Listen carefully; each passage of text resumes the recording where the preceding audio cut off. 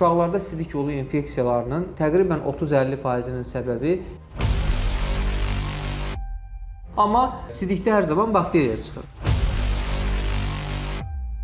Salam hörmətli YouTube kanalı izləyicilərimiz. YouTube kanalımızda maarifləndirici videolara davam edirik və xüsusilə bu dəfə suallar üzərindən məlumatlar verəcəm. Bir sual üzərindən başlamaq istəyirəm ki, uşağın sidik analizində bol miqdarda bakteriya çıxır, yəni infeksiya çıxır və bu bakteriya araşdırıldığı zaman hətta əkilmədə də təsdiqlənir. Amma leykositlərin miqdarı az miqdardadır. Uşağın əlavə araşdırmalarında da bir problem çıxmır. Bu haqda məlumat vermək istəyirəm. Belə deyək, uşaqlarda sidik yolu infeksiyalarının təqribən 30-50%-nin səbəbi sidiyin böyrəyə təkrardan geri qayıtma, yəni reflüks dediyimiz problemdir. Bu problem, qısaca deyim, 1 yaşından sonra demək olar ki, böyük əksəriyyətinə, xüsusilə 3 yaşından sonra cərrahi müdaxilə gərəkə bilər. Amma mən hal-hazırda reflüksdən danışmayacağam, sadəcə infeksiya səbəblərini deyirəm.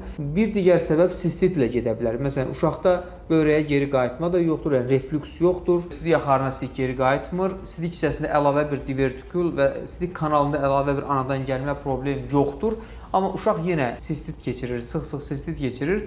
Bu da bəzi yanaşı olaraq qəbizliklə paralel ola bilər, qeyri-neyrogen sidik hissəsi olduğu zaman ola bilər. Başqa bir səbəb daha var infeksiyalara ki, buna əslində asimptomatik bakteriuriya deyilir. Yəni bu açıqlaması nədir? Yəni şikayəti olmayan, sidikdə amma bakteriyası çıxan xəstələr. Bunlar daha çox yaşlı nəsildə rast gəlinir, amma uşaqlarda da görürük bunları və tibbi olaraq asimptomatik bakteriuriya dediyimiz, yəni bakteriya çıxır amma sidikdə bakteriya var, leykosit demək olar ki, yoxdur.